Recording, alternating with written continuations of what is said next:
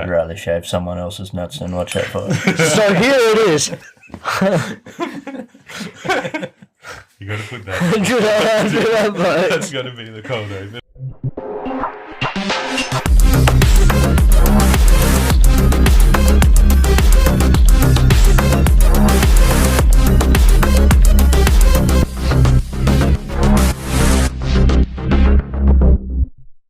Hello, welcome to the Armchair Judges podcast. I'm your host, Ben, joined by Aiden. How you going? Trevor. Bonjour. How are we? Yeah, we're good. Yeah, it'd be a lot better if it was a different fight we were reviewing, but we're here. We've gone and done it this time. We've picked a real banger. We've gone for Danny Green versus Anthony Mundine, number 2. What date is this? 3rd of February 2017 at Adelaide Oval. I guess for like any international listeners, these two were kind of like the kings of Australian pay-per-view for a good long time for a very long time. And I just want to point out that I'm reviewing this fight under my own free will. There's no need to send help. We're all here under our own volition. Again, there is no need to send help. Yeah, this is my pick. My bad. I knew it was going to be bad, but yeah. It's like interesting and like it's definitely one that we need to talk about. Yeah. It's like a car accident when you're driving by it. You want to be good. You want to be like, I'm just in my lane, I'm driving home, but I'll have a quick squiz at the carnage. Yeah, so I said this is Adelaide Oval. It's for the Australian Cruiserweight title. Records going into the fight. Mundine is 47-7. Green is 35-5, which sounds all right until you get to their ages. And like Green is 44 years old and Mundine is 42. But in my opinion, he's an older 42 because of just his style. Like, if we look at like where they're coming into it from, so Green had his last notable fight had been that fight against Christoph Lodicic, who like Green was beating him for 10 rounds and then Lodicic just killed him in the 11th. Yeah. Before that, he'd been stopped by Antonio Tarver. Similar story with Anthony Mundine. Like, he's moving up to cruiserweight for this after being knocked out last time out by Charles Hatley for the WBC Silver Super Welterweight title. Yeah. So, like, I had some notes down as well. Green's actually on the comeback trail here. Like, he retired after Shane Cameron, I think. And he came back a couple of years later. He's won 2 fights on the comeback trail. And like I said, Mundine's coming in on pretty bad form. Like, lost to Clottey, that really questionable split decision over Rabchenko. Yeah. Yeah. And yeah, he's knocked out by Charles Hatley, like you said. I do wonder, like a little bit of, it's probably more to do with the fight itself, but how much Mundine getting knocked out and like just not looking great is how much weight he's cutting to get to 154. Yeah, because he didn't look small. No. Compared to Danny Green. Like, even though it's a weird one because they're fighting at cruiserweight, but they put in a limit at 83 kilos, which is about 185 pounds. Yeah. So there's still 15 pounds of cruiserweight division to play with there. Yeah, Green was always kind of stuck in that weird kind of space. He shouldn't have gone up from heavyweight. Yeah. Like, he should have, even super middleweight, like, remember I haven't watched his stuff there in a long time, but he was like a lot better there. Didn't look too small for the division. 100%. He was just way too small to be competitive at cruiser. And I wonder if Mundine was thinking as he's eating a lot of Green's punches pretty well in this fight, he's like, why am I cutting to 154? Anyway, the undercard. Did you guys look at the undercard? Nope. No. Right, so Nope. It's actually I ripped this one off like a fucking Band-Aid, mate. on first inspection, it seems not so bad, right? Tim Zoo's on the undercard. Both the Maloney brothers are on the undercard. But yet the co-main is Quade Cooper. Like, this is just typical The rugby player. Yeah, this is like Australian boxing nonsense. Like, This is Australian Boxing 101 level. It just takes some punch-drunk, washed-up football players from any fucking code, put some gloves on them and get him to smack around a tomato can and be like, yeah, you're a fucking shit, mate. No, you're not. and make him the co-main. And make him the like, co-main. Americans don't really have to deal with this, and since they're like the majority of our listeners at the moment, I'll sort of explain it to them that like football players are taking over boxing here to the point where there was an entire card made up entirely of football players. Yeah. Like Which would be fine which was on pay-per-view. if it was for charity or something. Yeah. That's how they used to do it, like, way back in the day. Like, Yeah. Yeah. No, it's literally our top boxing stars are punch-drunk footballers who can't go anymore. But yeah, like I was saying about that undercard. Sorry. So, with it, yeah, no, that's fine. We all sort of went off tangenty and ranty there. Look, just for our listeners, we all have very strong opinions going into this fight, and you're going to hear all 17 of them. Yeah, so the Maloney brothers and Tim Zhu on the undercard, that sounds great on paper, yeah, but I'm pretty sure this is either one of, if not Tim Zhu's first fight, and the Maloney brothers have only had a handful. So, again, like, that doesn't belong on pay-per-view, I don't think. Like, prospects having their first couple of fights is not pay-per-view quality.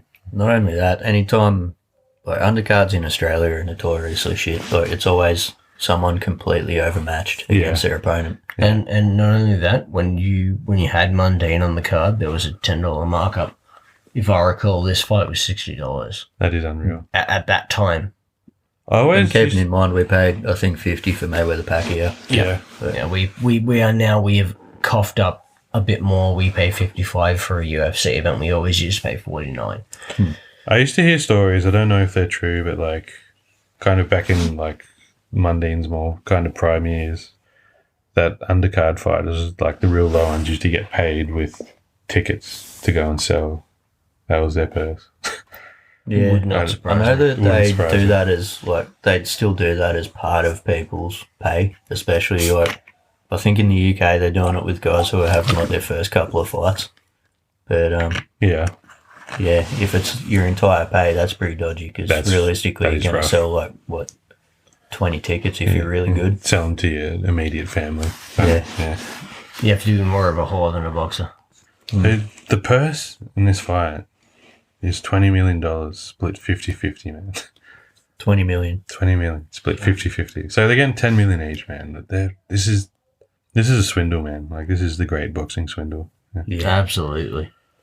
I guess we should also kind of talk a little bit about their first fight and kind of what happened between this and that. To be honest, I haven't watched the first fight, but do have a little bit to say about the in-between. It's 11 years before this fight, so it's in 2006. And Mundine wins, and I'll say it now, if you want to see like Mundine in his prime, like go and watch that fight. Like he boxes really, really well in that fight. After that, Green would win the WBA light heavyweight title in 2007 in probably his career best performance against Stipe Drews, I think his name was, Croatian kid. Stipe. Stipe Weiser. What? And then he like suddenly retired after that. And that was my kind of first slight turning on Danny Green, to be honest. Like, you've just won a world title. You look like you're in your prime. And you're just going to retire for some reason. If I remember correctly, was this the fight I knew when I watched it at the soccer club down the road from where we are now? I didn't watch this one until today. Oh, you didn't? Okay. Because I remember a Mundine fight where kickoff was supposed to be about 9 p.m. and he did not walk out until 11. I think that might have been I'm Garthwood too. sure it was this fight. I think it might have been Garthwood too, unless he's done it like multiple times. Yeah, He's done okay. it on one that I did watch. Yeah, I just remember it just soured me on Mundine so hard.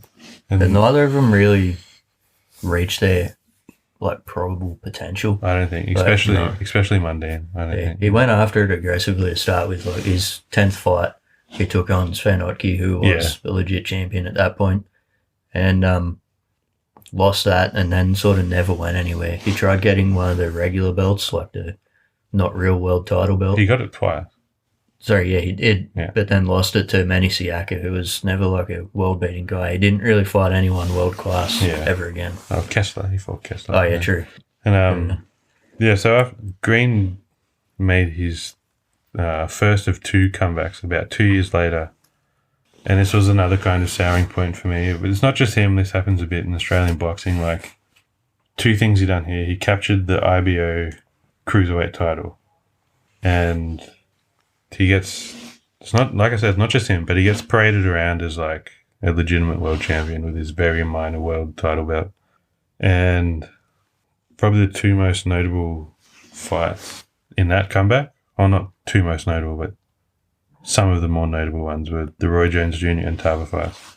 And we've talked a little bit about both of those fights when we've done the Jones versus Tava episodes, but it's basically let's fly out some American has-beens and sell tickets. And to be fair to him, he did knock out Roy Jones, but he got absolutely splattered by Tava. Yeah, I think the expectation was it was going to be like the Jones fight. 100%. They wouldn't have done it otherwise. And do you remember the other very notable fight in this first comeback?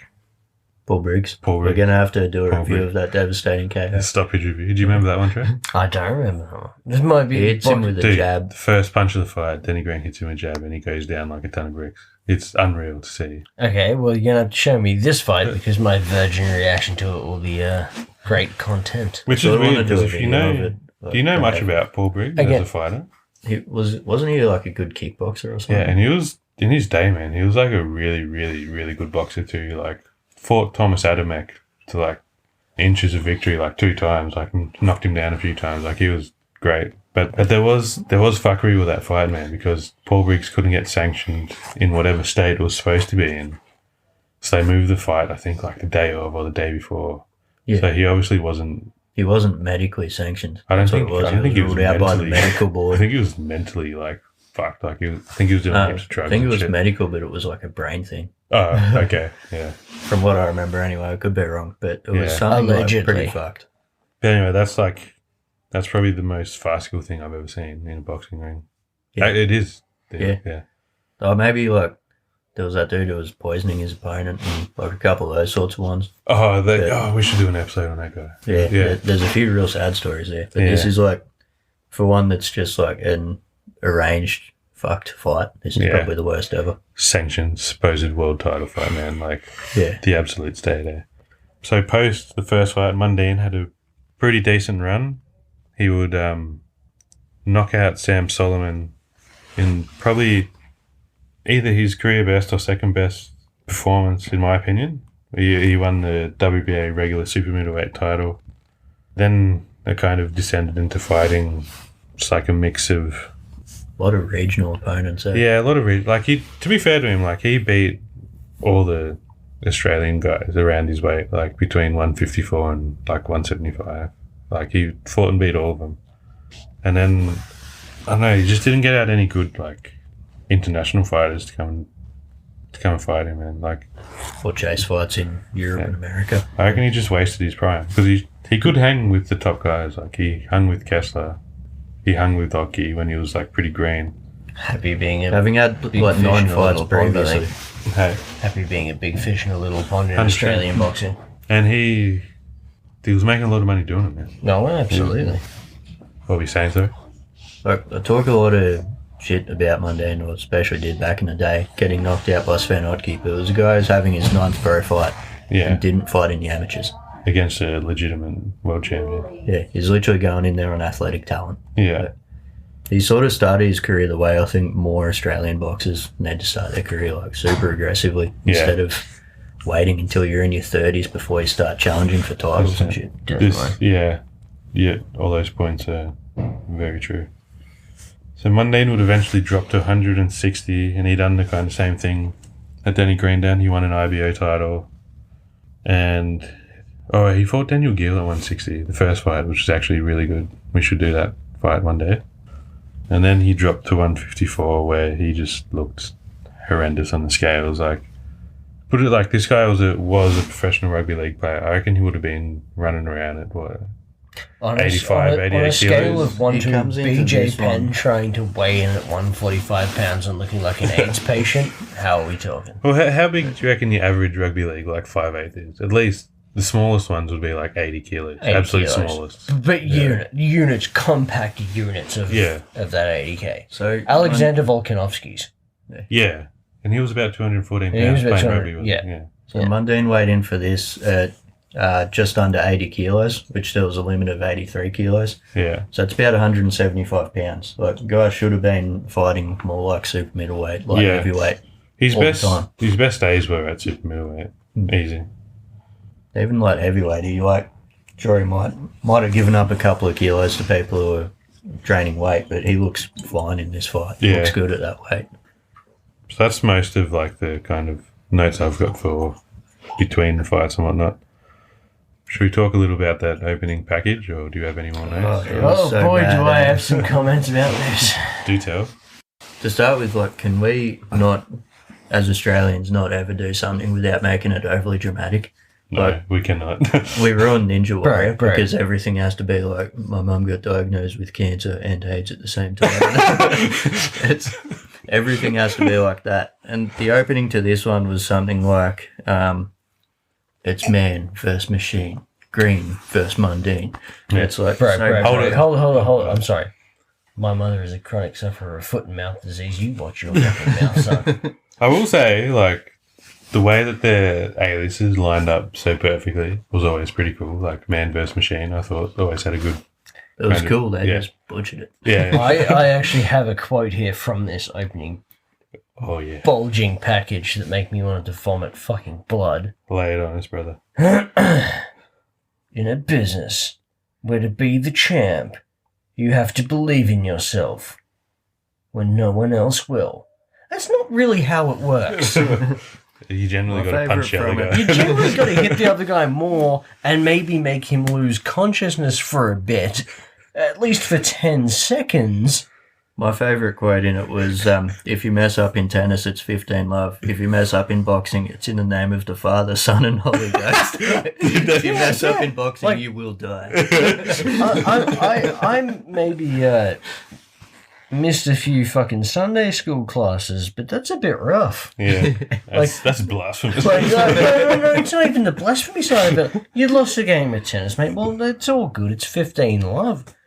Timmy, you lost that boxing match. Well, We're going to have to kill it. mate. Look, I tried to save you, but it's internal damnation for you, mate. Mate, I'm sorry. There's not. My hands are tied, Timmy. They My make some- hands are tied. They make some very flattering comparisons to, like, past fights. Yeah. Rumble in the jungle, casually just throwing that out there. What's the Jack Johnson one that was in Sydney? Who did he fight then? Like, way back in the day? Can't remember. They compare it to that as well. It's like, Jesus Christ. That's like any fight that has ever happened. Yeah. This is it. This fight's more like wank off in the locker room. Fucking hell. Did you guys hadn't seen this fight before, yeah? Nah. No. So I watched it. This actually got this okay. got on the news and shit. Like some dude on this Facebook page, I think it was Bloke's Advice, but I might be wrong. Like illegally streamed this fight, and like hundreds of thousands of people saw it, including me. But it was it was stream where he's like holding his phone to the TV and like streaming to his Facebook group. I was just casting it to my TV. Based. Yeah. I watched what I think is an official thing on YouTube, but Yeah. the quality of the footage I was watching was pretty good. Even that one, the quality of the footage was better than what we're usually getting from older fights we watch. Yeah. True. You guys have any more? Still a few about commentary. So, Yeah, for one, I got a couple. the commentary team to start with. So, Canty. there's two guys in tuxedos, a chick in a dress, and then one dude in casual wear. Yeah. So, the commentary team is a media guy with a football background. That's Eddie Maguire. Yeah. There's a football player. There's a then pretty inexperienced boxer and a reporter. Like, Yeah. Who's the reporter? Paul Kent. Kent. Paul Kent. Paul So- Kent played one single game of NRL, and he's a pretty big boxing fan. Like he done Johnny Lewis's biography and stuff. That is fair to have him on there then. Yeah. The rest of them I stand by. No, Yeah. I What is agree. Actually, Matty Johns doing on there? Well, this is the whole thing I want to bring up. Before we go, if we can backtrack a second. In the intro package, are like the Thriller in Manila, the Rumble in the Jungle, all this, like Don Bradman. Like cricket. Okay. What? Sure. Yeah, Don Bradman, he's a thing. He exists. Australia. Got Yeah. it. Cricket, boxing. The overlaps are ridiculous. So we get Big Eddie on the broadcast pointing out one of the highlights he points out about Mundine going into this fight. Goes, I don't know if you knew this. Mundine, he scored a try in a football match as a football player. He won the Super Bowl. Oh, he won the sports ball for everybody. Oh, Who fuck. would have thought a rugby league player would score a try in a football match? Fuck me. Unbelievable.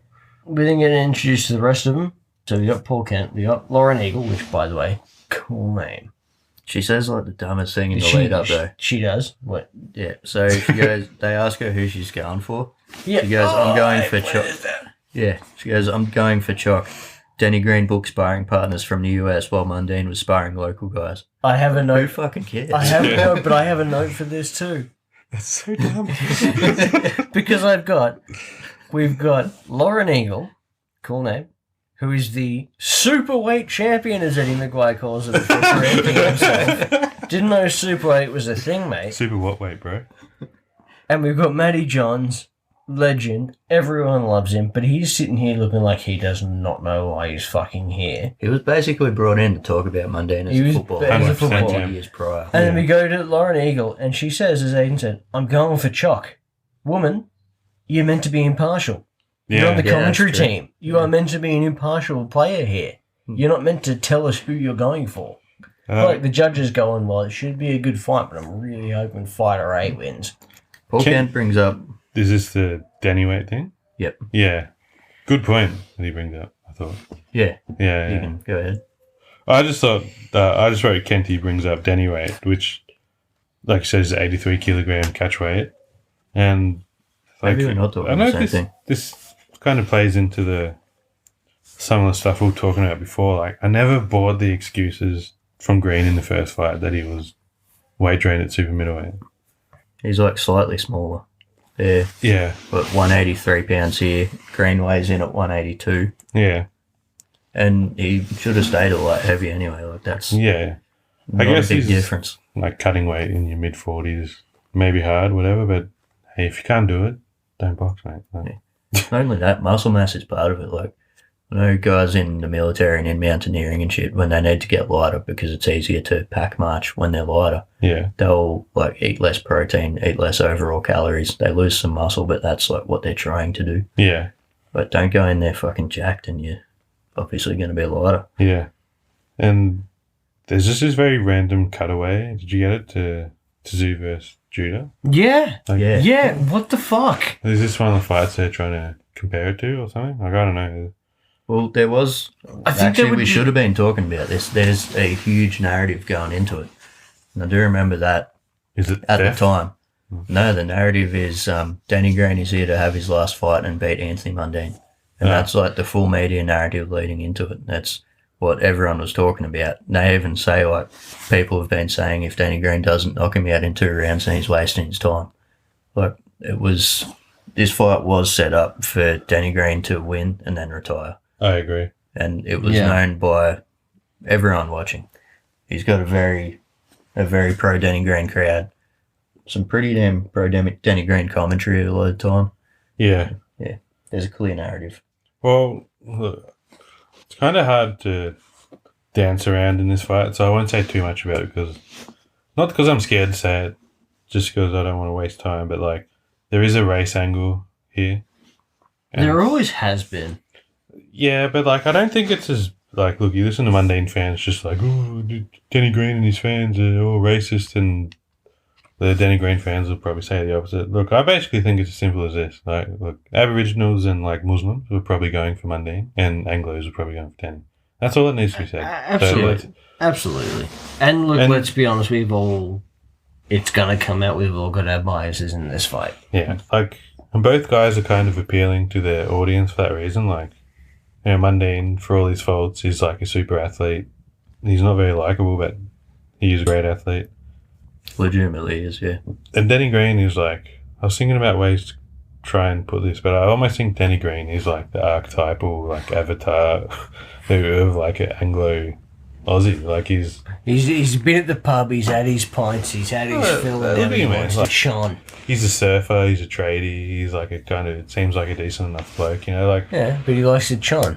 he Give him one good thing for his like personality. He did a huge ad campaign funded with his own money to stop like people being killed in one punch attacks in Yeah. cars, which is pretty sick. That is pretty good. So, I don't know if it was just the video we were watching, but next time the panel comes back, it's all different. This changes several, and then the commentary team for the fight is different. But now we got Barry Michaels in the house now. Yeah, we got Barry Michaels, but when it gets to the fight, it's too fucking. I don't know. I actually didn't take note of who the actual commentators were. They were Ted ponies. Coffey and I can't remember the other one. Oh, okay. I just recognise The Ted commentary Coffey's voice. team is up and down like a bride's nightie. It's fucking crazy. I was glad that Michael Barry Michael, wasn't commentating. He's a horrendous commentator. He has so many rounds like back to front, eh? Like, Yeah. You see close fights, but every round that like fighter A won, he'll think fighter B won. Like, Yeah. He'll come up with the same scorecard, but by scoring it completely opposite. Yeah. And at this point, I had been watching for like nigh on 20 minutes, and I did get a little bored, and I fast forwarded the rest of the fight stuff. Yeah, I yeeted I hard. fast forwarded. Yeah, okay. So Like, I think I was sort of expecting that the Michael Buffer intro was going to be the highlight of the night. And I did. wasn't actually, I like- did before the. If I can interrupt, no disrespect to Jessica Marboy, I'm sure she's very good, but the Australian anthem, national anthem, was the real victim tonight. that was pretty rough. did she do the thing that like every American does when they sing their anthem? It's like, ah! Yeah. Like, really well, yeah. No, it wasn't that. No, it wasn't that. It was like she had all the confidence of a woman about to fight a werewolf with a butter knife. but they have splashed go out. to Is it a go silver back- button knife there? Go back and watch her. That microphone. She's like, "What the fuck am I doing here?" They have splashed out though. They're like Michael Buffer's there. Michael Buffer. I didn't remember this. Like I was a bit jilted before the main event. There was a moment where he goes, "Let's get this party started," and I was like, whoa, Michael." He does end up saying it later. He does end up saying it later, full disclosure, but I was like, "Oh, are we too good for Let's Get Ready to Rumble?" I had a little bit of resentment in that moment. Now, did you which guys? made it better when he said it.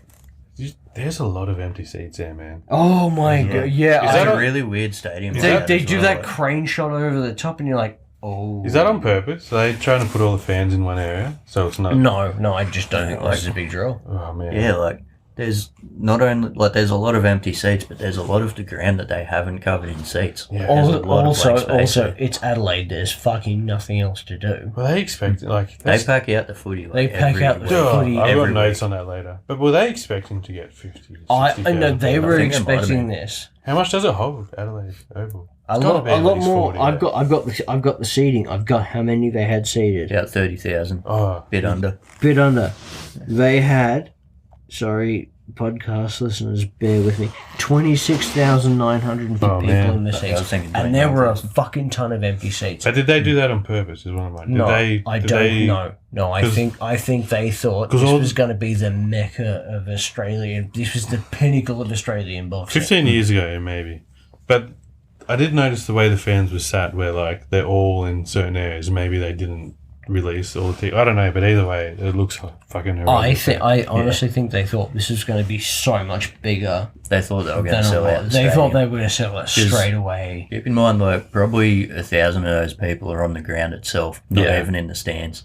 So Adelaide Oval might not be as big as the MCG, but it's No, not it's a not. capacity of MC 25,000. MCG is like nearly 100,000, I think. Yeah, I think 90. Adelaide Oval's It smaller, usually but it's- peaks at the AFL Grand Final. It usually peaks at just under 100,000 people. But Adelaide and like, not far packs off. its oval out every time there's a footy game on.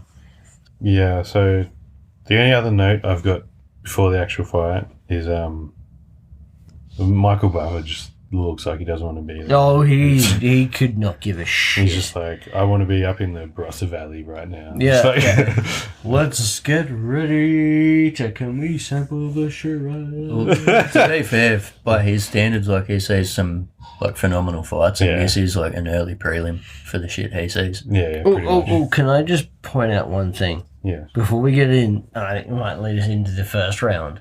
One of the commentary We have a couple calls of things is we have to- one of the things Michael Buffer says, and it kills me a little bit. I die a little bit inside.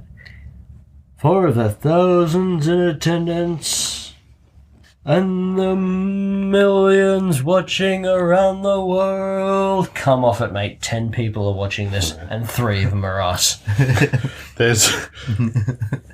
There might be a few people in the UK being generous watching this Yeah, at the time. maybe. Fuck me. Maybe at 5 o'clock in the morning going, Yeah. I can't fucking sleep, Patricia. I might watch the fucking boxing from around Australia. And this is where I know, like, I only just realised, like, as I was watching, I was like, oh, this is only 10 rounds. Yeah. God.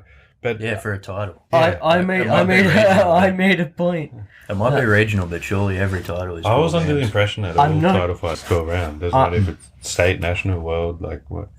I'm not going to repeat this line out loud on the podcast because I'm not proud of myself. I think you should. But praise Allah. We can get into the fight now. And she just got- say real quick, judges are Tom Ferraiuto, Hubert Min and Steve Morrow. Ref is Frank Garza, who's going to be featured pretty fucking heavily here. He's earned his paycheck tonight, that man. Earned his paycheck or like didn't? I don't know. We'll discuss that. In the industry, you call that foreshadowing. We actually Wouldn't be an haven't episode done if I our- didn't say that. We haven't done our biases either. All right. I was a pretty big Danny Green fan, and I maintained that like while he had an IBO title, doing stuff like fighting Christoph Lodachik was pretty ballsy. Yeah. He did get pretty decent at cruiserweight, but I did start to get over the stuff like the I forget his name, yeah, that jab fight. Paul Briggs. Paul Briggs. I was thinking Briggs, and I was like, it's got to be wrong because I'm thinking of Shannon Briggs. But no. That would have been cool. Yeah, I started to get over him because of that. Mundine, I never liked. I probably should have watched him more, but always hated him. Yeah. But Okay. yeah, so going into this pretty even, I think. Yeah, so mine was, I was with you, like 100% of what you said about Danny Green. Originally a huge fan, really started to wane on him, like, just, because of the same reasons you said. I remember back in the day you always said about Danny weight. I think that was like weighed heavily on you. Yeah. Pun not intended. Originally I hated Mundine. I never really liked Mundine, but I really came to respect him more, especially like since he's retired, like looking back. Yeah. Didn't like him, but I think he was a fantastic athlete. Did you have any biases? None at all. Not even slightly. As my fight So card. No, You should have I'm looking forward to your card then. I've never been a Mundine fan. That's I've often called him Anthony Mundane because I'm a spicy boy. But I've never been a Jenny Green fan either. I've always felt that the last great boxer we have is Fennec. Yeah, that's fair. Australian born, that's fair. I'd say. And everyone since has either been a boxer that could have reached potential if it weren't for these fucking washed up footballers taking their limelight, or you get guys like Mundine and Green who are great boxers, but in this point they're both past their prime and they know it, and I kind of respect them for that. But they're not. This is not a $60 pay-per-view that we were asked to pay initially. It's not. No. All right. Into the fight itself. Yep. This is where my notes fail. There's not much to know. I've got one to start straight away. One of the first things one of the commentators says, has age dulled the power of Green?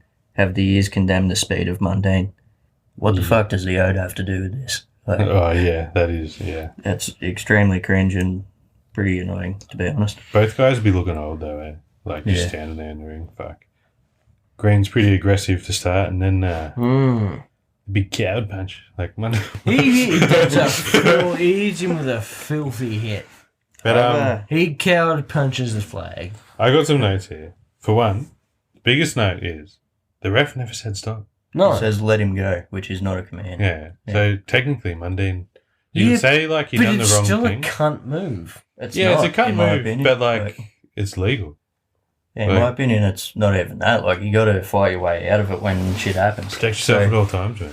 Oh, I So hard they disagree go to with tie both up. of you. I hard disagree on this. Can I go through how it happens? So, Green goes for the headlock despite having Mundine on the ropes. Like, don't know why.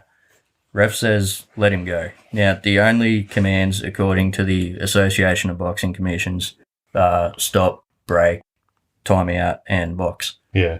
that is none of those things. That's Yeah. not a command. That's like saying punch your way out of it or work your way out of it or whatever.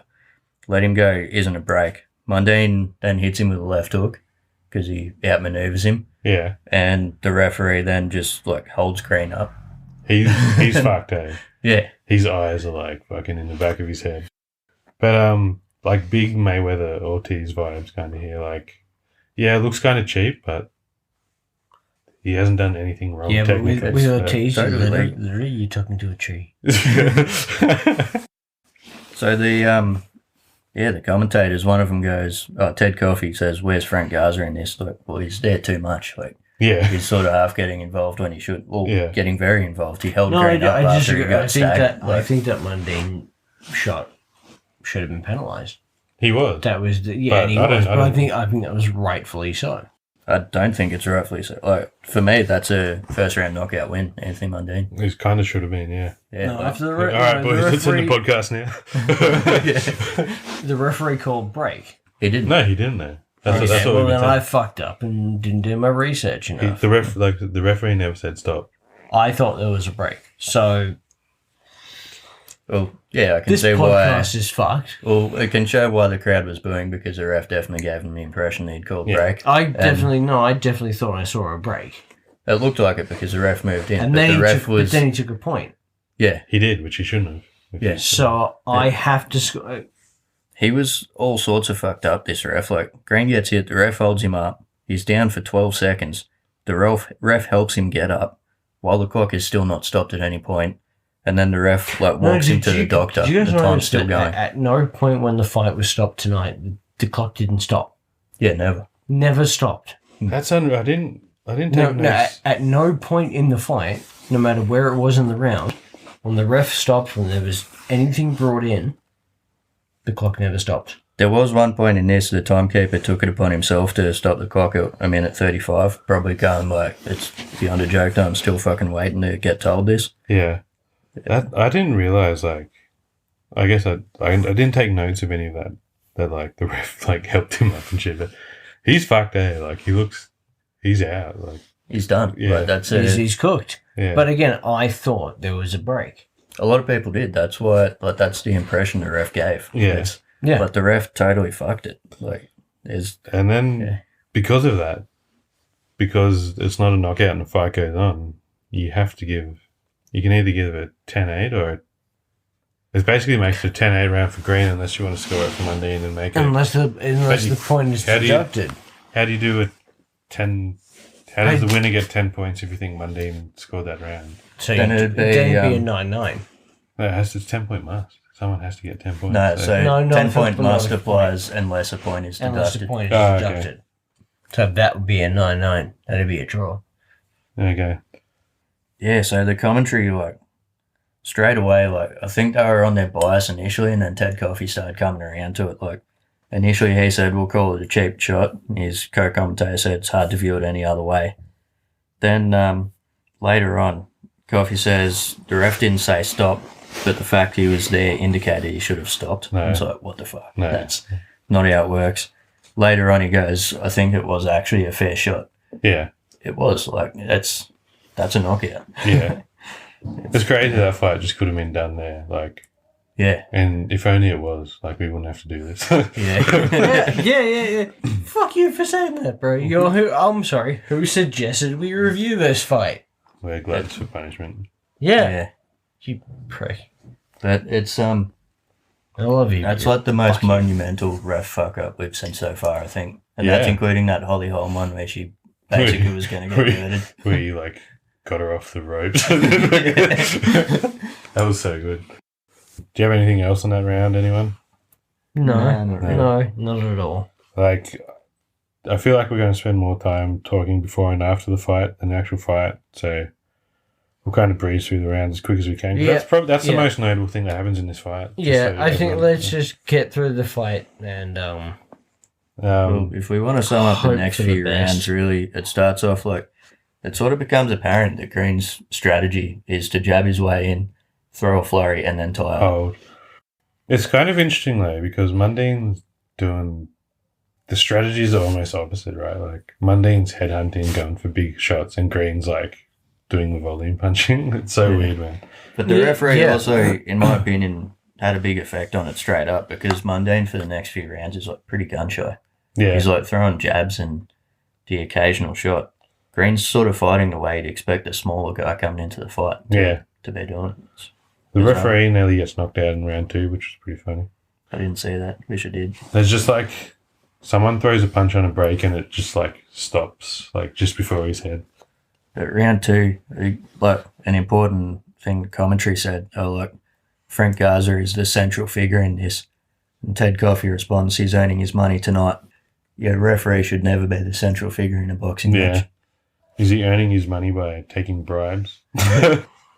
There's a very stupid comment in round 2 from one of the commentators. It says, Adelaide Oval has never been like this. It's like, it's half full. Like, yeah. It's like that every week. Yeah. It's double that every week. But yeah, I love this round. It's just dirty, ugly, mauling. There's a few nice counters by Mundine here and there, but fuck me. Like, this is grim. This is grim. This whole fight. I don't get Green's strategy. Like, he does fight effectively, and I'll go ahead and say now he does win rounds. But why? Like, he'll jab his way in, throw a couple, and then tie up a guy who's got his back to the ropes. Yeah. The ref separates them, and they move into the centre of the ring. Like, and mind you, this is the supposed devastating knockout artist. Yeah. It's weird. Any more notes on round 2? No. No, round 3? I don't have a hell of a lot. It's sort of the same as round 2. Yeah. Do you want to know the honest truth is that from round 3 it goes until the end. There's a few nice moments later in the fight. There's some nice back and forth, but Green keeps using his weight to he holds way Mundine down. It's not. It's this footy thing where you go like, if I hold you down, you can't tackle, and then Mundine goes, well, if my head's down, you can't call that a high tackle. Yeah, they sort of make that point. They made the point before the fight that Green's going to try and weigh him down with his weight and tire him out, which, like, Costa Zoo used to do it, and bigger guys like, I think Hearns used to do it, but they're sort of, they did it as a consequence of being tied up. They didn't aim to do it, and it doesn't work out for him. Like, I'll say right now, later in the fight, Green looks way more fucking exhausted than Mundine. Bro, like, I've got this in my notes somewhere, like, you know, like the Connor episode that we done, how you were saying, like, how is he so exhausted, like...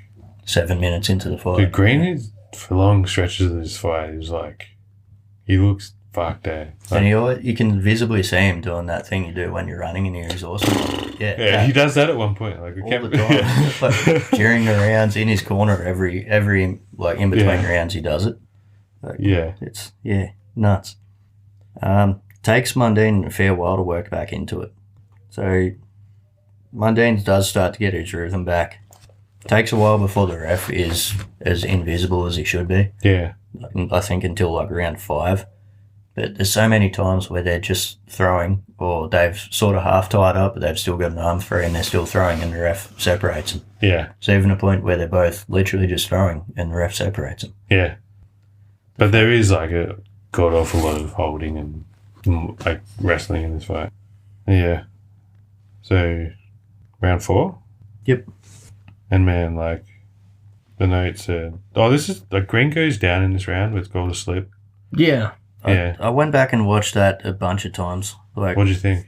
Because initially I was like, I'm pretty sure that was a knockdown. I think I thought at first. Yeah. I think he landed a couple and then pushed him down. Yeah. But I also think it's a wasted opportunity because I think he could have knocked him down there.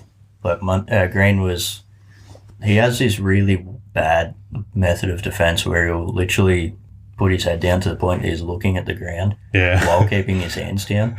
And, like, punish a dude when he does that. Yeah. I kind of thought, like, how the styles have kind of reversed from the first fight. Like, Mundine's kind of bullying him around a bit in this fight. It's weird. Like, Green's on the back foot and Mundine's going forward. It's so weird. It's, it's definitely not what I expected. Yeah. And I think it's this round where I first started noticing that Green was looking really tired. Yeah. Yeah, I've got that in my notes as well. Like, Green looks fucking wrecked. You just want to, like, try and blitz through the actual fights. Go with, like, momentum and shit. Yeah. So, well, We can sort of breeze through until round 7, I think. Okay. So, Yeah, because I've so between rounds 4 and 6, I've got them all the same except like I've got one even round. We get there, that so. I saw a UFO but nobody believes me song. That was pretty fun. Suitable. oh, there is one moment in round 6. Mundine like visibly gets angry at the ref. Does it? When they basically like almost tie up, and Green's basically I think just got like an arm around Mundine or something. Mundine's like got his arm cocked back ready to hit him. Green turns his head the other way, so if he was going to cop it, it would have been in the back of the head. Yeah. And the ref steps in and separates them. They're not tied up. Yeah. One of the guys just has his hands down in a disadvantageous position, and the ref steps in. Like, Mundine's visibly pissed off then, and rightfully so. There was quite a bit of rabbit punching in this fight, especially from Green. Hey? Like, Yeah. But I think that there is a point where if a guy's turning his head away, it's hard to avoid. Yeah. But that's shit to break it up, like when someone's just about to get clocked, especially if there's no like illegal holding or anything going on. Actually, even the commentator even says the referee's showing uncertainty when he's separating them. Yeah. Which is definitely a factor. Like he'll go to step in and then withdraw himself, and they're like sort of looking at him like, yeah, what are you wanting us to do? So, did you want to go to round? There is like some significant stuff in round 7, yeah? Yep. Yeah, so there's a point deduction, I guess, which is the most significant thing. And it is for rabbit punching, isn't it? Or is it for a low blow? Or? I sort of don't know, because Mundine moves in, gets hit hard by Green, and is visibly wobbled. Yeah. Like instantly afterwards, the ref, he wobbles him, and then the ref just separates him. Yeah. Whoa! He then says to Green, "You threw the elbow," which he didn't. Right, yeah. I watched the replay a few times. He didn't throw an elbow at all, and he takes a point from him. And this is another one where, like, this could potentially be a ref who's cost 2 fighters a knockout in the night. This round could have been anything between 10-9 Mundine, because he was doing well, and 10-8 or a knockout for Green. Yeah. Like, it's ridiculous. The amount of influence the ref has on the outcome of this is nuts. Is this ref Australian or did He's American, I'm pretty sure. Right. No, he's a sipper. So, if we're going by momentum now, like not much. I think there's a big round for Mundine in round 9. I thought where like Green looks real hurt in round 9 for a while there. I think Mundine started picking up the pace basically from round 7. Yeah. He'd had his moments in the earlier rounds, and he starts to really pick it up later. Yeah. Round 9. Oh, yeah. There's one point, again, Green lands a big right hand, and then the ref steps in to separate them before they get tied up. Backs off, and then they tie up. It's nuts. Yeah, I thought... What a woeful. Maybe it was... I got the rounds mixed up, but I thought Green looked real hurt in round 9. He's on the back foot a lot. Mundine looks kind of urgent because... He needs to be. Yeah. But actually, this is where Green, again, does that thing where he defends with his head down. Yeah. And Mundine just sort of tees off on him. Yeah. And he doesn't land everything, doesn't like knock him out or anything, but he's like, it's such a bad habit. Yeah. So, look, I've just gotten at the start of round 10 here. I just wrote, thank God. Yep. And Yeah, so I wrote out for 8 they give each other the fist bump, and they're just like, thanks for the $10 million, bro. Like, This was it sort of cracked me up though. So I've had the problem the whole fight that the ref separating them too soon. The last round they like go in for their cuddle and like congratulations The to ref's each like, other and stuff. Ref jumps in and separates.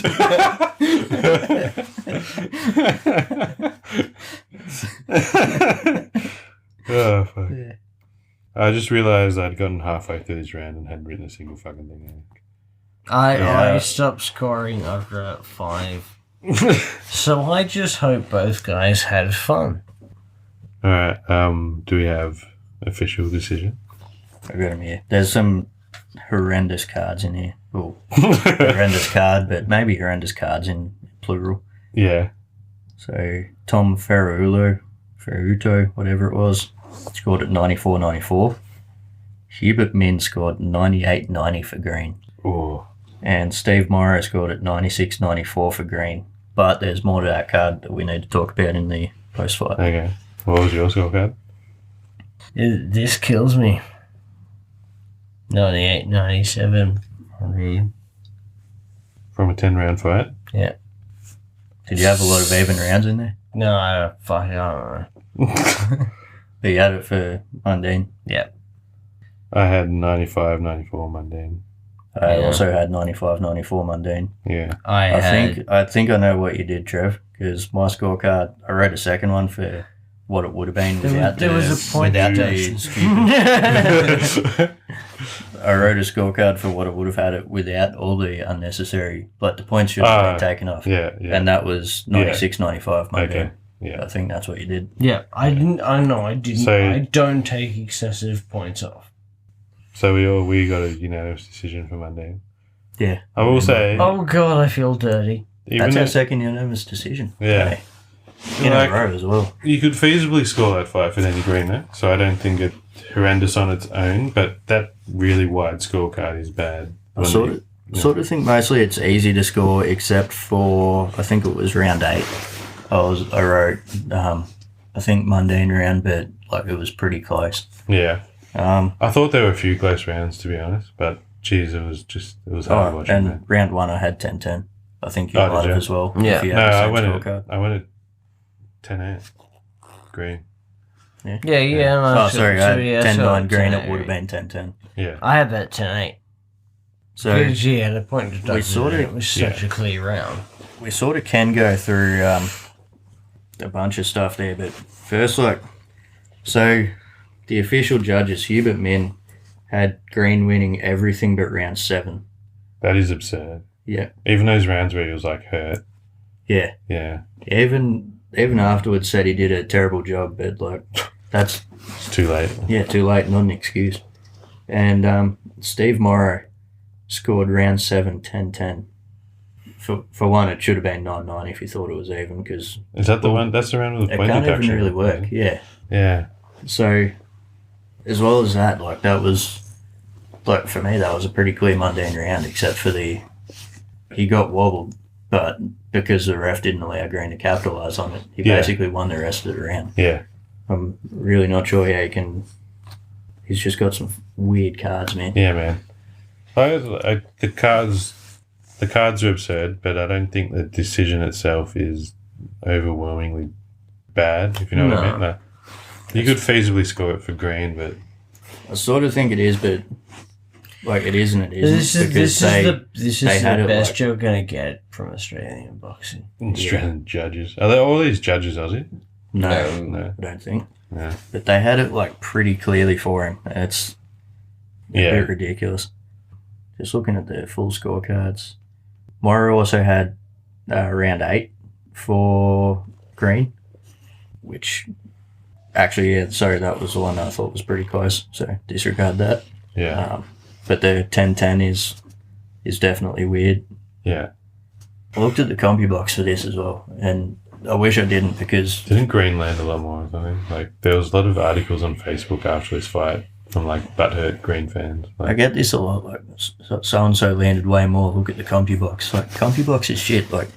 CompuBox works, from what I understand, the way that amateur boxing judging works, Yeah. where you see the punch, so you press a button. Yeah. There's one dude at one angle watching that. He's not catching everything. He's missing shit. I've seen some absurd numbers from CompuBox, Yeah, where you and- can just outright watch the round and see that it's wrong. And volume's not everything anyway, so it doesn't even matter. And I think a lot of these numbers are actually just flat out wrong. Yeah. Would not be surprised. So should we get into posts notes?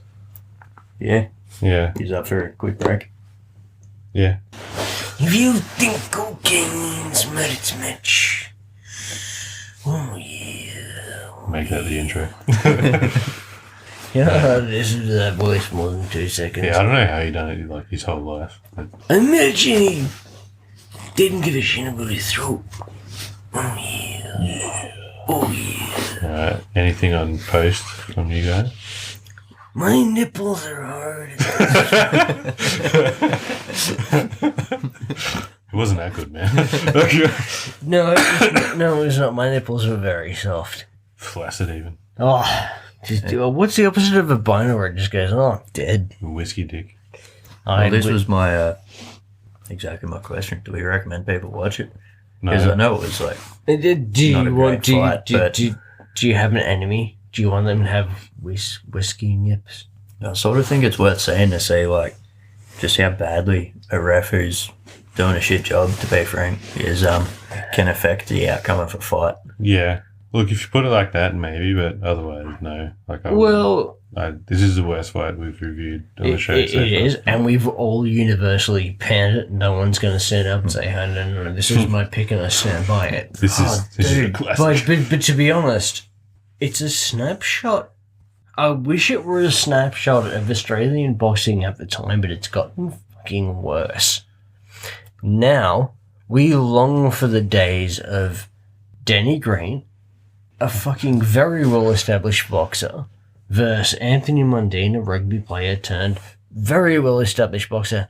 Now we just have, come on down to the RSL, where punched up Gronk number one's fucking jersey. He's going to punched on Gronk number 2. They both played for the Rabbitohs, so you know you want to get down here, Maryville. That is Come on. That is it. Get amongst it. When I was watching this, That's Australian boxing. Aside from like Opataya beating Breeders recently and Cambosis versus Lopez, like that's sort of what Australian boxing is. Yeah. And, like someone like who's holding a minor title but still getting decent blokes in to fight him is like something we sort of desperately need. Yeah. Unfortunately, what Trev said there is like far too accurate. Like the whole time I was watching this, I was trying to come up with like a funny analogy. Like, this is watching someone throw a fucking potato at a fucking car. But like, what it actually is funnier. Like, it's just two guys in their mid-40s like punching on, and it's not good. And this is what we call the cream of the crop of our boxers. Yeah. Well, there's a point there. It's like they're not the cream. At this point, they were not the cream of the crop, but they were just names, man. Yeah, like coming off of this, I think Mundine fought Horn and Zarafa and got knocked out in the first by both of them. He won one more fight after this and lost 3. Yeah. So, yeah. I did realise that I missed a key point from my pre-fight. How weird did their shadow boxing look? Both of them just looked unnatural. Skinwalkers. Green was throwing all of his punches at like belly button height, and he always does that. No. Yeah, and Mundine, like, he loves using the Philly shell in fights, but then whenever he's shadow boxing, he has like the George Foreman like extended hands sort of guard. It's like real weird. Well, with the rest of your like about the ref and stuff. Well, my note literally says the ref, what the fuck? Yeah. Where the fighters impeded, and was one impeded more than the other. They were both impeded. I feel like they were both impeded by themselves and each other. Like this was the boxing equivalent of two potatoes going.